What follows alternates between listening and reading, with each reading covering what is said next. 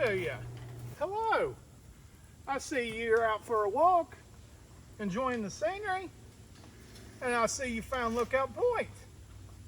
It's a good day to be out for a walk today. I tell you, you found one of the high points on the ridge here. Such a beautiful place out here to take a walk. Hey, you know what? I'll tell you something interesting about this place. You know that you're standing on an actual road. Actually, if you look behind me and look past through here, this used to be a through road. It actually used to be a main road, actually. Now, that was about 100 years ago or so, probably around the 1900s. Something else, too, something special about this rock that we're standing on right here. This rock actually had a nickname. It was called Lookout Point.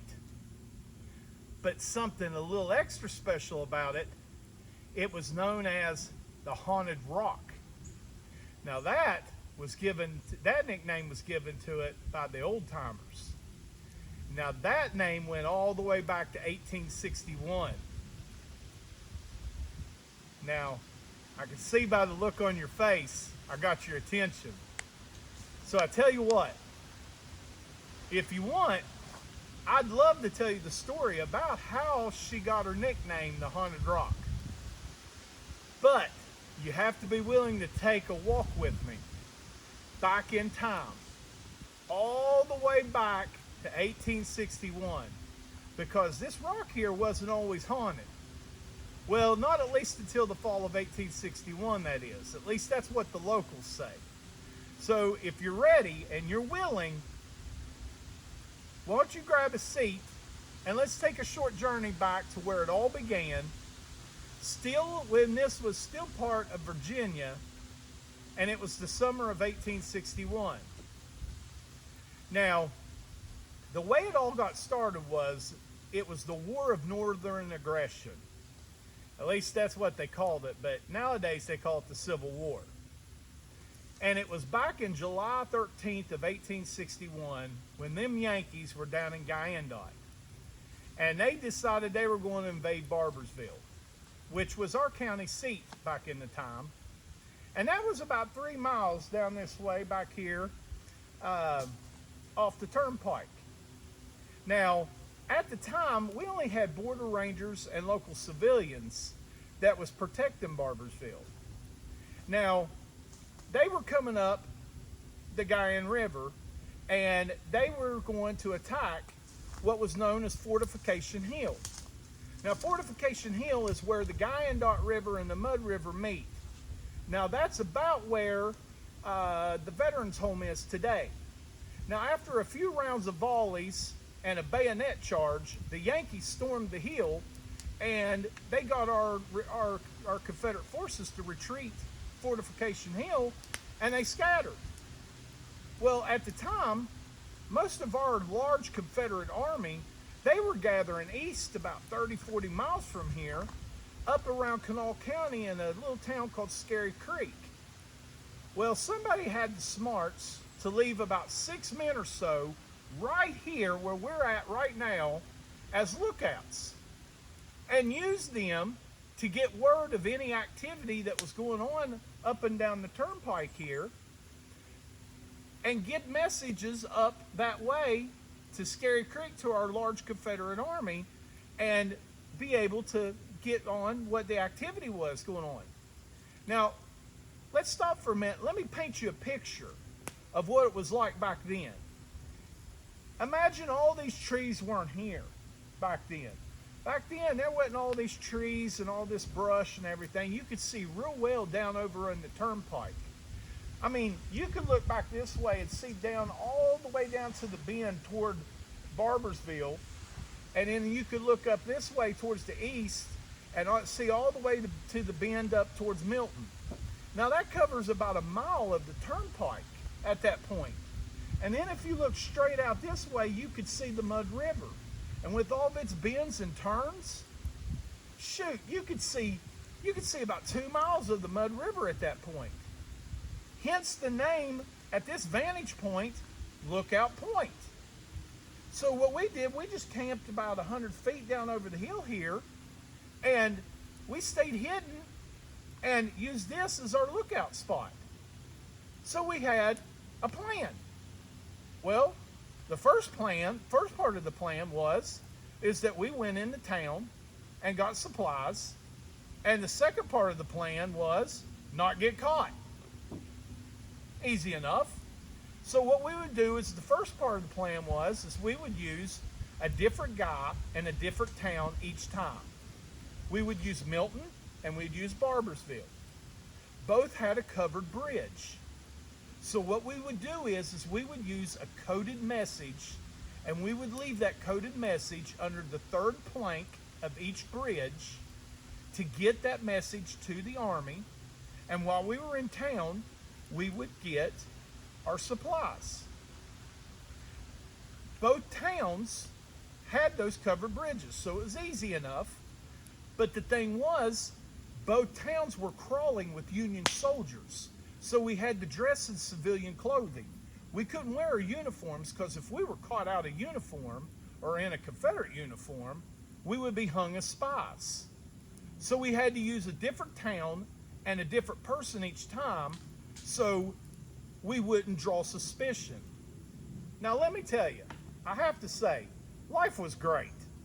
It was a little boring at times, but we would hunt, we would gather berries, we'd tell stories, we'd play cards, we would just be plain lazy at times. I mean, shoot, we would just hang out. Most of the fighting was east of us up in Kanawha County. We would just report troop movements during, just doing our jobs.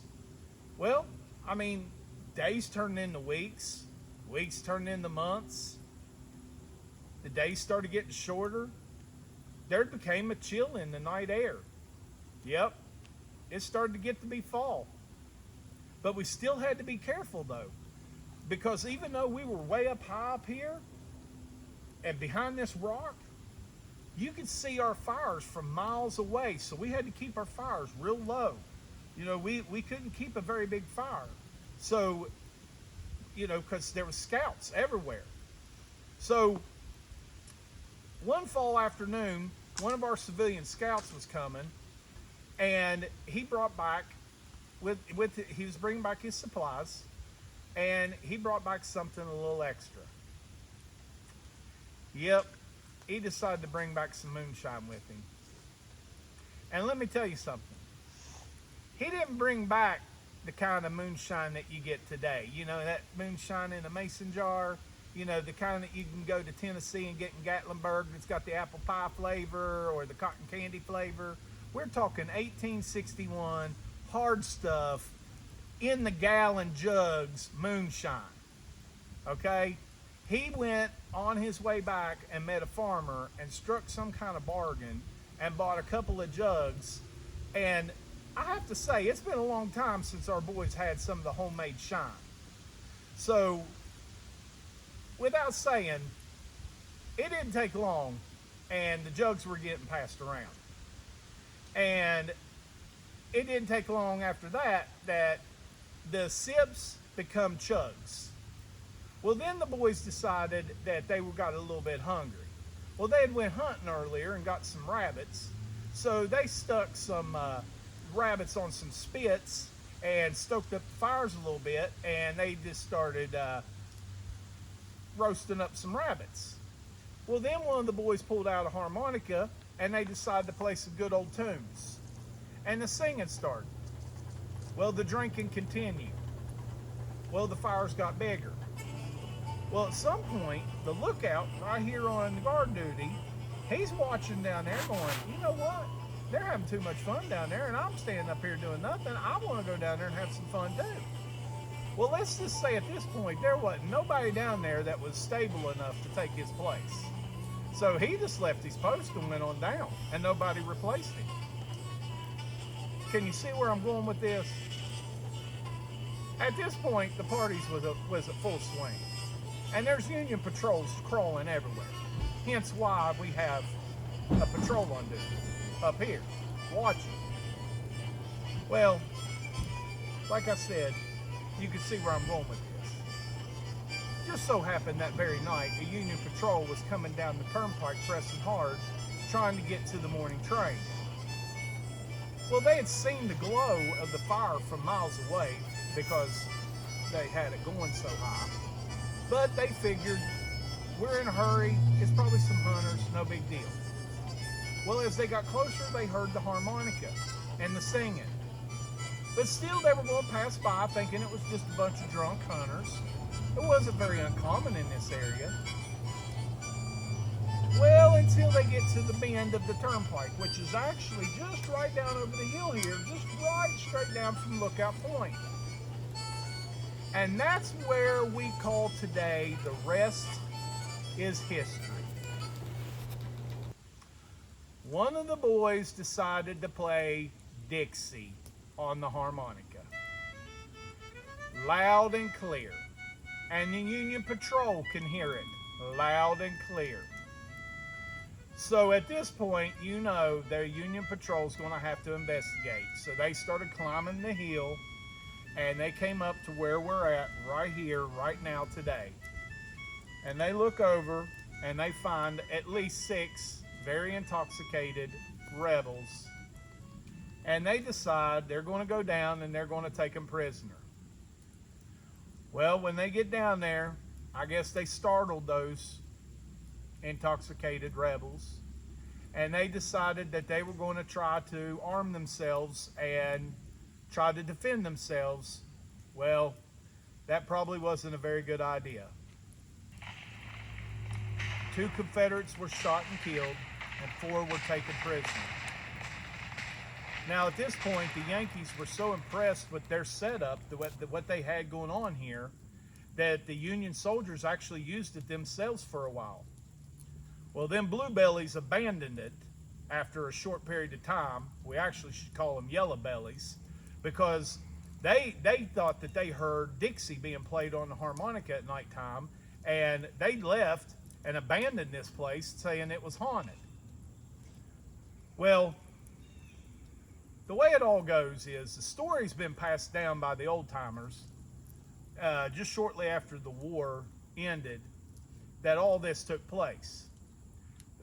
Families like the George Grove family and Elizabeth Grove that lived around here, the Tassin family, the Gooch family, and many other families that lived right here in this area. George and Elizabeth Grove actually lived in the clearing where the Confederate encampment was, right over the hill here. Their daughter, Helen Grove, she was born in 1884 and married Briley Scarberry in 1903. They just lived right down the road here, about a quarter of a mile. Helen lived till about 1977, and her mother told her this story. And she told her kids and her grandkids, as she told my mother, this very story that I told you. Shoot, everybody back in the old days, they knew this story front to back. And that's not the only story. Many other strange stories that happened around this rock happened since 1861. Briley Scarberry even told a few himself.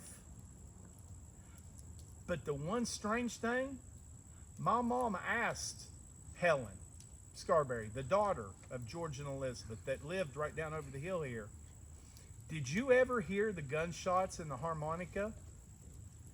And she looked my mom dead in the eye, and she said, I never heard the gunshots, but I swear to you, I heard the harmonica.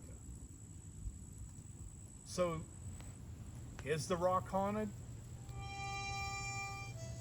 I mean, I don't know. The only way to know, I guess, is to stay the night and listen and see for yourself. But I will tell you this. I grew up just a few ridges over from this spot right here. And I played on this rock all my life. I played all over these ridges all my life. But I will tell you this. Come getting close to sunset, me and my buddies growing up, we knew this story since we were little kids. And when it was getting close to dark, we did not get nowhere near this rock or this ridge, because as kids we were scared to death of this place. because we didn't want to hear Dixie being played on no harmonica because we didn't know if it was true or not. But I have to say, would I stay the night on this rock tonight, or at this point at my age now?